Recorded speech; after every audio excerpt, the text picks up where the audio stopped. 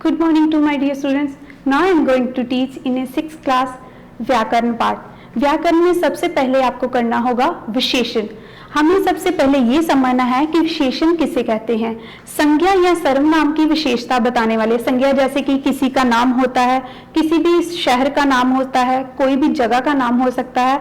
और सर्वनाम जो संज्ञा के स्थानों पर जिन शब्दों का प्रयोग किया जाता है, फॉर एग्जाम्पल्स वो, तुम, वह, इस तरह से जो शब्द होते हैं।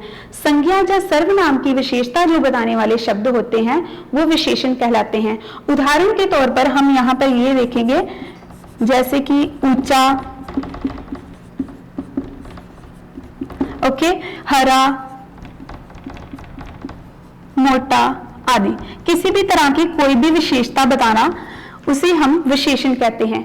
इसमें 4 टाइप्स होती हैं: गुणवाचक विशेषण, संख्यावाचक विशेषण, परिमाणवाचक विशेषण और सर्वनामी विशेषण। नेक्स्ट टॉपिक जो है वो चैप्टर नंबर 8 का होगा विलोम। यहाँ पे आपने करने हैं 1 to 10 पेज नंबर 39 पर। विलोम शब्द हम उसे कहते हैं ऑपोजिट वर्ड। कुछ शब्दों के अर्थ एक दूसरे से विपरीत होते हैं, यानी कि उल्ट होते हैं। इस प्रकार के शब्दों को विपरीत या विलोम शब्द कहते हैं। फॉर एग्जाम्पल हम यहाँ पर लिख सकते हैं विलोम शब्द राजा, रंक, अपूर्व, पूरब। नेक्स्ट जो आपका चैप्टर नंबर 7 है वो है पर्यायवाची शब्द, जो कि 1 to 8 करने हैं पेज नंबर 34 पर। इसका अर्थ पर्यायवाची का ये है समानार्थक शब्द, यानी कि एक शब्द को हम दूसरे भी शब्दों के रूप में बोल सकते हैं। जैसे कि जो शब्द अर्थ की दृष्टि से समान होते हैं हम उसे कहते हैं पर्यायवाची शब्द। दूसरे शब्दों में हम बोलते हैं समानार्थक शब्द। फॉर एग्जाम्पल्स,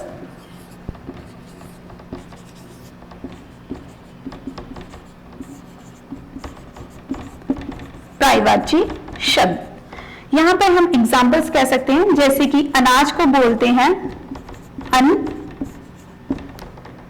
रसद, तंडुल। उसी तरह से आरंभ, जैसे आरंभ शब्द का प्रयोग किया जाता है, जिसे हम बोल सकते हैं आदि,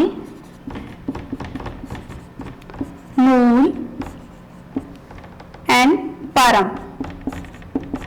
तो इस तरह से जो एक शब्द होता है, जो भी उसके समानार्थक अर्थ होते हैं, हम उन्हें पर्यायवाची शब्द कहते हैं। सो नेक्स्ट आपने चैप्टर नंबर 28 के मुहावरे करने हैं 1 to 15 पेज नंबर 149। नेक्स्ट है चैप्टर नंबर 4 का उपसर्ग। सबसे पहले हमें यह समझना होगा कि उपसर्ग किसे कहते हैं। जो शब्दांश किसी शब्द से पूर्व जुड़कर, अर्थात किसी शब्द से पहले जुड़कर उसके अर्थ को परिवर्तित करते हैं, उसके अर्थ को ही बदल देते हैं, उसे हम बोलते हैं उपसर्ग। फॉर एग्जाम्पल, जैसे कि मैंने यहाँ पर शब्द लिखा है कम, ठीक है, तो कम का मतलब होता है मिनिमम, ठीक है। तो यहाँ पे हम लिखेंगे कमजोर, इसके साथ ही नया शब्द जो जुड़ गया, एक और शब्द जैसे कि बन सकता है कमबख्त। फॉर एग्जाम्पल नेक्स्ट वर्ड जैसे कि दर। दर एक अलग वर्ड है, ये एक शब्दांश है, लेकिन शब्द के साथ जुड़कर ये बन जाएगा दरअसल, दर हकीकत।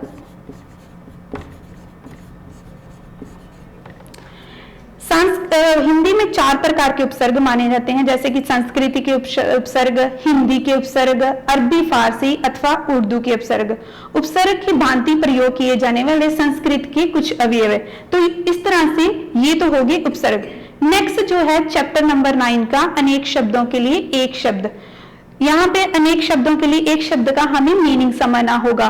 जैसे कि कोई वाक्य दिया जाता है, उसके लिए कोई एक शब्द का प्रयोग कर उस पूरे वाक्य का मीनिंग बताया जाता है। जैसे कि 2 या 2 से अधिक शब्दों को जब एक शब्द से अभिव्यक्त किया जाता है, उसे पेश किया जाता है, हम उसे कहते हैं अनेक शब्दों के लिए एक शब्द। यहाँ पर होगा जैसे कि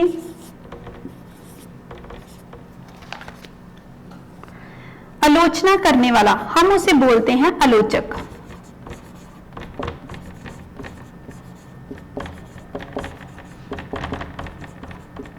आलोचक। उसी तरह से आकाश चूमने वाला,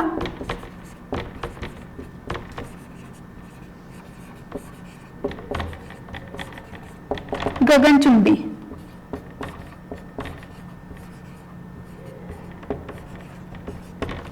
तो इस तरह से जो एक वाक्य दिया जाता है उसको एक ही शब्द में अभिव्यक्त कर देना, हम उसे बोलेंगे अनेक शब्दों के लिए एक शब्द। तो इस तरह से ये जो आपका पार्ट है, ग्रामर पार्ट है, इसको आपने अच्छी तरह से लर्न करना है और इसकी साथ साथ में अच्छी तरह से एग्जाम के लिए भी तैयारी भी करनी है। Thanks and have a nice day.